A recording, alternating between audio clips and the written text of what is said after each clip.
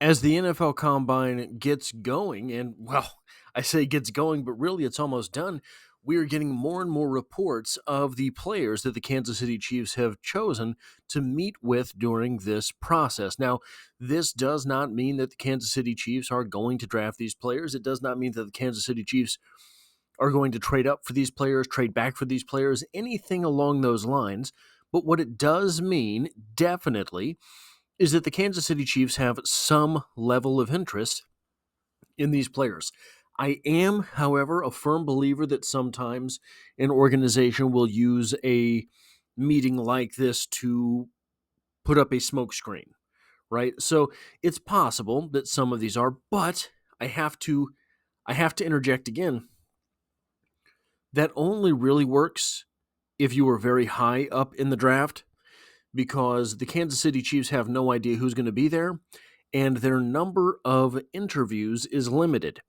So it would not do them very much good to introduce that level of variability to what it is that they're trying to do here. But what I wanted to do in this video was outline the 3 offensive tackles that we have to this date learned that the Kansas City Chiefs are talking to. Now, I don't have the testing numbers yet because the offensive linemen are doing their 40, their vertical, etc. today. But I do have one very interesting number from an offensive tackle during the scouting combine. Ariante Ursery, the massive Minnesota offensive tackle. 6'6", 331, 332 pounds, something like that. By the way, though he is at Minnesota, he is a Kansas City kid. Ended up running a 5.01 40-yard dash. Absolutely blazing for a guy his size. He is not among these 3 offensive tackles. The number one guy that we're going to talk about here today, we've talked about a little bit before. Ohio State offensive tackle Josh Simmons, 6'5", 317 pounds, ended up with 33-inch arms and 10-inch hands. You can see that the NFL.com has him as a 6.34 prospect grade, will eventually be a plus starter. 100% I agree with that. By the way, one thing, while I'm talking about people from Missouri, not from Missouri, but a Mizzou guy, NFL.com has Armand Membu at 6.46 prospect grade, which is the best offensive lineman at the combine. So take that for what you will. They have here, I just thought this was too good not to include, his NFL comparison from NFL.com, DJ Humphries. Do with that what you will. An athletic tackle prospect with adequate size and length, Simmons has starting experience on both sides. He suffered a season-ending knee injury in mid-October, so his recovery timetable will need to be vetted. He's a consistently fluid mover, both inside the box when asked to play in space, and he has the slide quickness to compete against NFL edge speed. He's more positional than powerful in completing his run-blocking tasks, but he can fit into all schemes. Improved hand placement in latch-in strength can help better control opponents in both the run and pass games. Simmons can still be susceptible to twists and counters in pass pro, so he might need a year to continue honing his craft in that area before he is ready to take on NFL pocket hunters. The thing with Josh Simmons, were he not injured, I think he is undoubtedly, I say undoubtedly, but guys, there's some wild prospects in this draft. I think if this is the average draft, Josh Simmons is probably a top 20 prospect. It's possible he slides past that. This is the only prospect of the 3 offensive tackles we're going to be talking about today that I would be comfortable with the Chiefs trading up to get. If they were to have to trade up to 25, 26, something like that, I think that's doable. He is a guy that is going to be a good left tackle in the NFL. So long as that knee injury does, normally now we say that knee injuries, you come back from them. You don't know that though, right? Most times you do. He's not going to be, I don't think, ready at the beginning of the season, though maybe. He's young, very good doctors at Ohio State, the best money can buy. And if there's question over whether or not he will be there to begin the season, that's where you could start to see Josh Simmons slide. So, if there's question whether or not he'll be there at the beginning of the season, what will the Kansas City Chiefs do at left tackle until then? Well, I think you bit in peace. I think you do. I think you take that chance and you try to get yourself 5 years with a good left tackle on a rookie deal. Left tackle is probably the second most impactful position on the entire football team to have a cheap rookie deal because of what you can do in other places with that money made up. So who are the other offensive tackles that the Chiefs have talked to so far? Texas offensive tackle Cameron Williams. And I'm going to be 100% transparent with you. I haven't done a whole lot of work on Cameron Williams. He's one of these prospects way back before the season was supposed to be like a top 10 pick. Then the season started, and it's not really like he disappointed. It's just that he was never really a dominant player. So you see there the prospect grade from NFL.com will eventually be an average starter. Pre the 2024 college football season, I think everybody thought he was going to be a plus starter in the NFL, and it just kind of doesn't look like maybe he has those tools. I don't know what it is that is getting that across. Like I said, I have to do more work on him. But 6'6", 317 pounds, 34.5-inch arms, 11 3/8 inch hand. Everything there is as toolsy as you need to be. Then it has Williams' blend of, so this is the overview, pardon me. Williams' blend of desirable physical traits, but subpar bend and foot quickness make him a tougher pro projection. The technique will likely need a full year of work to help mitigate the aforementioned deficiencies and allow his traits to speak more loudly. He has the potential to impose his size on lesser opponents, but more skilled combatants will have the upper hand. Williams is more mauler than mover in the run game, while his protection consistency should improve with more work. Experience should bring out his upside, but his ceiling could be an average starting right tackle. So there we have it. The take from NFL.com, which I think is a pretty good take these days.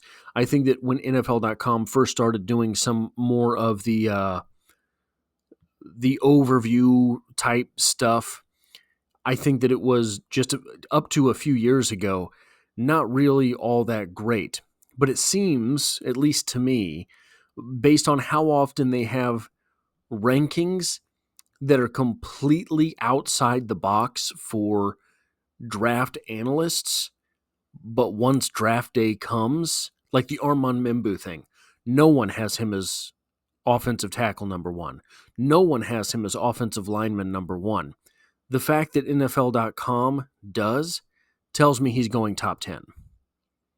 That's one of the things that normally ends up working out for them. So it seems they have real life scouts somewhere, or they have intel from inside these franchises. So there's no doubt in my mind that this is the actual take on this prospect.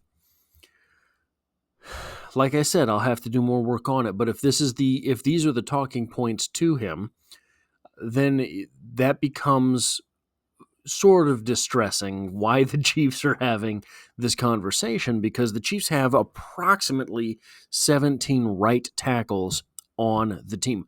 But one thing that I do think is a helpful insight here, you get down here and it says, the technique will likely need a full year of work to help mitigate the aforementioned deficiencies and allow his traits to speak more loudly.